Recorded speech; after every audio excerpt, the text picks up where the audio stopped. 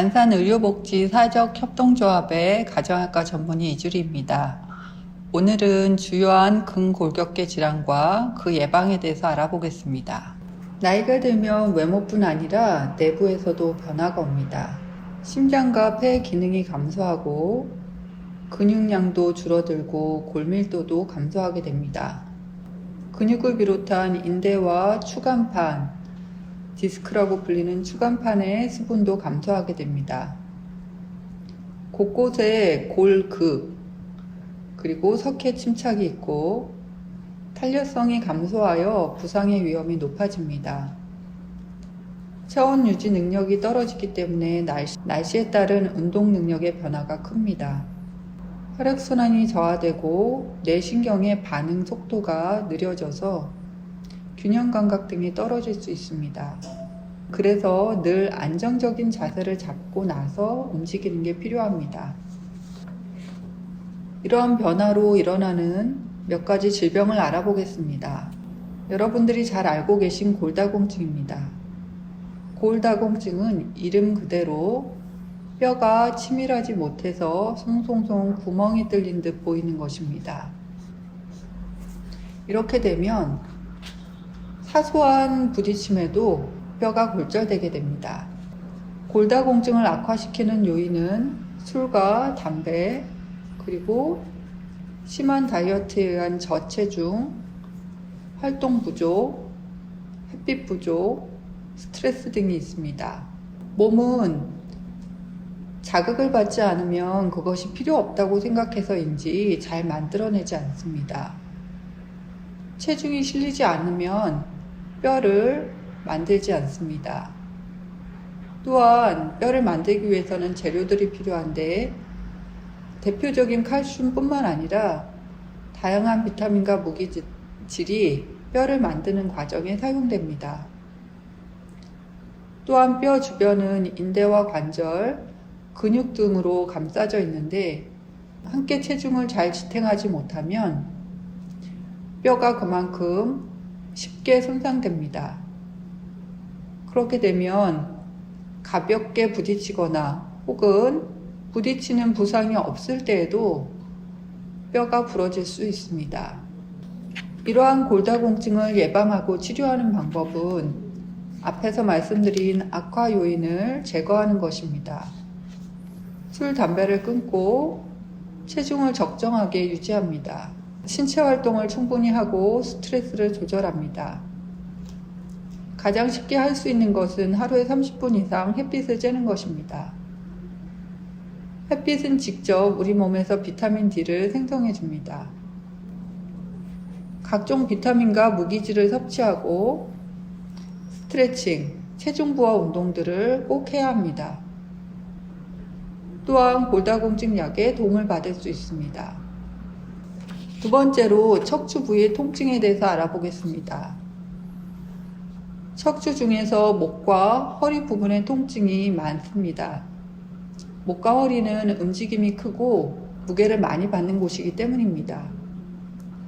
이렇게 많이 사용되기 때문에 손상의 위험이 높은데 사용할 때 긴장한 상태에서 사용하거나 자세가 삐뚤어져 있거나 그 주변에 같이 도와주어야 할 근육이 약하거나 지나치게 사용하거나 그 부분에 필요한 영양분을 공급하는 혈류 장애가 있을 때, 혈관의 상태가 좋지 않을 때 척추 부위에는 다양한 질병들이 생깁니다. 가장 흔한 것은 염좌입니다. 흔히들 담에 걸렸다고 표현하기도 하는데 과도한 긴장이나 충격으로 근육이나 인대가 손상된 것입니다. 이때는 긴장을 풀고 쉬는 것이 가장 중요합니다. 근막 통증 증후군이라고 하는 것이 있습니다. 근육을 싸고 있는 근막이 뭉쳐서 통증을 유발하는 것입니다. 불면이나 스트레스, 컴퓨터와 같은 특정 자세를 많이 하게 되면 그와 관련된 부분들에 통증이 생깁니다. 이것들은 먼저 생활습관의 교정이 필요하고 기타 치료를 받을 수 있습니다. 앞에서 말씀드린 골다공증과 관련된 척추의 압박골절이 있을 수 있습니다. 척추뼈는 기다란 팔, 다리의 뼈와 다르게 네모난 상자 모양입니다. 그래서 뚝 부러지는 것이 아니라 그 상자 모양이 한쪽이 무너져 찌그러지는 것이라고 찌그러집니다. 극심한 통증이 있을 수도 있고 통증이 없어서 모르고 있다가 우연히 사진을 찍었을 때 알게 되는 경우도 있습니다. 골다공증이 원인이기 때문에 통증을 조절한 후에 가능한 빨리 골다공증이 더 진행하지 않도록 체중을 부하한 운동들을 시행해야 합니다. 또한 척추뼈가 한쪽이 찌그러지기 때문에 허리가 많이 굽을 수 있습니다. 그래서 가능한 빨리 보조기 등을 착용하고 바른 자세를 유지하는 것이 필요합니다. 또한 어르신들이 허리가 아프거나 목이 아파서 병원에 가면 많이 받는 진단들이 디스크입니다. 디스크는 척추뼈와 척추뼈 사이에 있는 추간판이라는 구조물을 말하는 것입니다. 퇴행성 변화나 혹은 물리적 충격으로 인해서 추간판이 바깥으로 밀려 나오면 그 주변에 신경을 누를 수 있습니다. 또한 척추의 중앙에 있는 관이 여러 가지 원인에 의해서 좁아지면 그것들이 또한 그곳을 지나가는 신경들을 방해할 수 있습니다. 또 나이가 들면서 척추가 앞에 부분으로 튀어나오는 척추 전방 전이증도 있습니다. 이러한 질환들은 모두 물리적인 원인이나 기타 원인으로 주변 신경이 눌리거나 혹은 눌리는 정도와 상관없이 그 주변의 염증 성분이 높아지면서 신경을 자극해 통증을 유발합니다. 심한 경우에는 그와 관련된 신경이 지배하는 부분에 힘이 빠지게 되어서 걷는 것이 어려워지거나 감각 이상이 생길 수도 있습니다. 이런 경우에는 다양한 치료 방법이 있는데 약물 치료와 주사 치료도 있고 최근에는 각종 시술들이 발전하여서 통증 조절을 하는 다양한 방법들을 찾을 수 있습니다. 물론 너무 심해진 경우에는 수술을 할 수도 있습니다. 또 흔한 통증 부위로는 어깨가 있습니다. 어깨는 몸의 관절 중에서 가장 다양한 방향의 운동을 하는 곳입니다. 그래서 관절의 이음이 상대적으로 불안정합니다. 어깨에는 그 불안정한 관절을 보완하기 위해서 회전개근이라는 4개의 단단한 근육이 관절을 감싸 안아 운동을 가능하게 합니다. 하지만 다양한 운동이 많이 일어나는 만큼 긴장이나 무리한 자세, 그 근육들의 약화, 과다한 사용, 영양분을 공급하고 노폐물을 제거해야 하는 혈관 상태가 좋지 않을 때 어깨는 다양한 통증과 부상이 따르게 됩니다. 충돌증후군, 오십견, 석회화 건염, 회전근개 파열 등은 특히 흔한 것들이지만 증상들이 모두 비슷하기 때문에 정확한 진단을 통해서 치료를 받아야 합니다. 충돌증후군은 말 그대로 회전근개와 주변이 충돌하여서 유발하는 통증입니다. 또한 오십견이라고 불리는 유착성 관절 낭염은 어깨 관절이 강직되어서 심한 통증을 유발하는 것입니다. 오십견의 경우 운동을 하는 것이 어렵지만 운동이 그 회복에 많은 도움이 되기 때문에 통증을 조절하며 적극적으로 운동을 할 수 있도록 권유합니다. 석회화 건염은 저절로 석회가 흡수되는 경우도 있으나 요새는 체외 충격파 등 다양한 방법을 통해서 통증을 조절합니다. 회전근개 파열로 수술을 받으신 분들이 요새는 많이 있습니다. 부분적으로 파열됐을 경우에는 보전적 치료를 하지만 심한 경우에는 수술을 할 수도 있습니다. 마지막 질환으로 퇴행성 관절염에 대해 알아보겠습니다. 퇴행성 관절염의 원인도 앞의 질환들과 마찬가지로 긴장, 근육 약화, 잘못된 자세, 과도한 사용, 혈류장애입니다. 물론 다른 질환들보다 과도한 사용에 의한 부분이 큽니다. 관절 사이에 있는 연골이 닳아 없어지면서 통증이 생기거나 부종이 생기거나 혹은 빨갛게 붓기도 합니다. 퇴행성 관절염은 모든 관절에서 생길 수 있지만 무릎, 허리, 고관절, 손가락 부분에 주로 많이 볼 수 있습니다. 무릎이나 허리 같은 경우에는 비만이 있을 때 그 발생률이 2배 이상 증가하고 모든 종류의 통증이 그러하지만 퇴행성 관절염의 통증 역시 불안이나 우울할 때 증가됩니다. 이것은 척추나 어깨 통증도 마찬가지라서 스트레스가 발생하면 척추나 어깨 통증도 악화되는 것으로 알려져 있습니다. 퇴행성 관절염의 예방과 치료는 앞에서 말씀드린 것 같은 과도한 사용을 줄이는 것입니다. 무릎이라면 무릎을 꿇고 일을 하거나 내리막길을 뛰어가는 등 충격을 주는 것을 피하는 것입니다.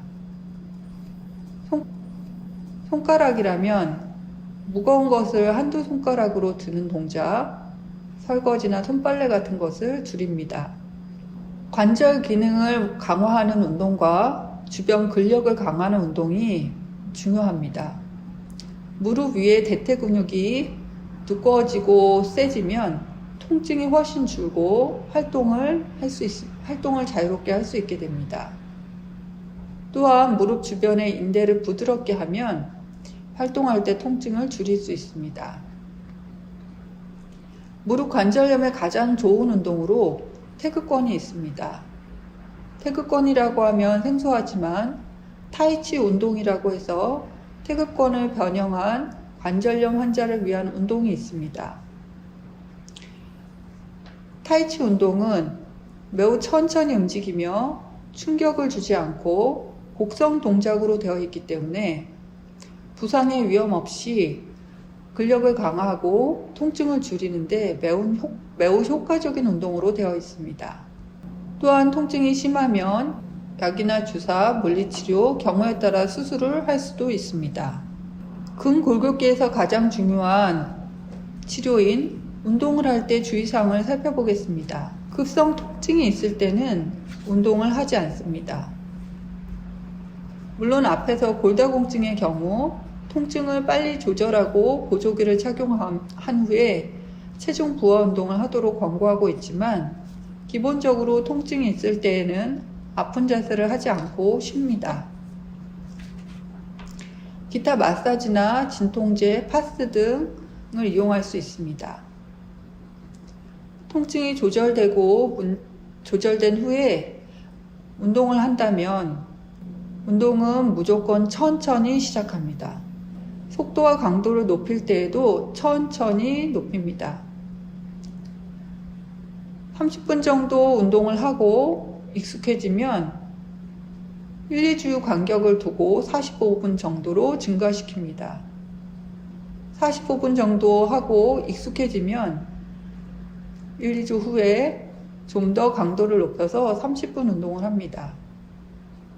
이런 방식으로 젊을 때보다는 훨씬 천천히 강도와 속도를 늘립니다.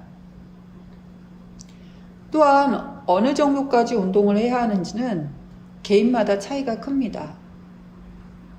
그러니 나의 상태가 어떤지 알아보고 그것에 맞는 운동 정도와 운동의 종류를 선택하는 것이 좋습니다.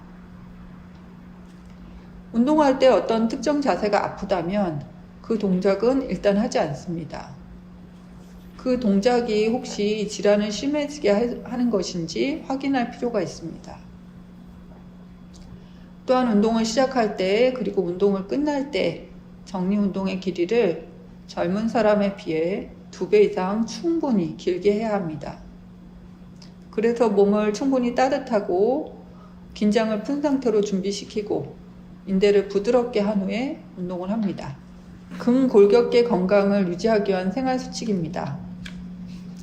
앞에서 말씀드린 것처럼 근골격계는 뼈로만 되어 있는 것이 아니고 그 근육과 인대, 혈관 등이 적절히 유지되어야 잘 기능을 합니다. 뼈를 위해서는 바른 자세를 유지하고 골다공증을 예방하는 생활 습관을 갖습니다. 근육을 위해서 충분한 운동과 균형 잡힌 식사를 하고 매 스트레칭을 해서 인대를 부드럽게 하고 긴장을 완화시킵니다. 또 무엇보다 기본이 되는 혈관 손상을 예방하기 위해 당뇨와 비만, 스트레스들을 잘 관리해야 합니다. 팔, 다리를 사용함에 있어서 적정이라는 것은 너무 지나치게 사용하여 망가지거나 반대로 너무 사용하지 않고 잘 아껴두어서 약해지지 않는 그 중간 지점을 찾는 것입니다. 생활수칙을 정리해 보겠습니다. 첫 번째, 반복된 긴장은 모든 것을 악화시킵니다. 긴장을 풀고 심호흡을 하고 마음을 살핍니다. 두 번째, 바른 자세는 가슴을 펴고 허리를 곧게 하고 턱을 살짝 당기고 어깨는 힘을 뺍니다. 그리고 아랫배에 살짝 힘을 주어서 허리를 곧게 유지합니다. 잠자리와 의자는 너무 푹신하지 않게 하고 살이 찌지 않도록 조심합니다. 큰 물건을 들 때는 허리를 굽혀 들지 않고 무릎을 굽히고 양팔로 몸통 쪽으로 물건을 붙여서 앉듯이 듭니다. 바닥에 있는 무거운 물건을 든다면 이렇게 들지 않습니다. 반드시 발을 어깨 넓이로 벌리고 앉은 다음에 물건을 충분히 팔로 감싸 안고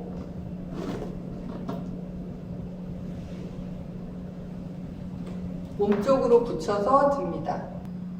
또한 같은 자세를 오래 하지 않고 중간중간 스트레칭을 하거나 걸어서 근육의 긴장을 풀어줍니다. 일주일에 3번 정도의 주기적으로 땀이 날 정도의 운동이 필요하며 비타민과 무기질을 충분히 섭취합니다. 우리가 비싼 기계를 사면 고장나지 않게 설명서대로 잘 사용하고 중간중간 윤활유도 뿌려주고 먼지도 미리미리 제거해줍니다. 우리 몸은 그보다 훨씬 비싸고 오래오래 사용해야 합니다. 정성스럽고 규칙적인 사용 방법으로 오래오래 건강하시기 바랍니다. 감사합니다.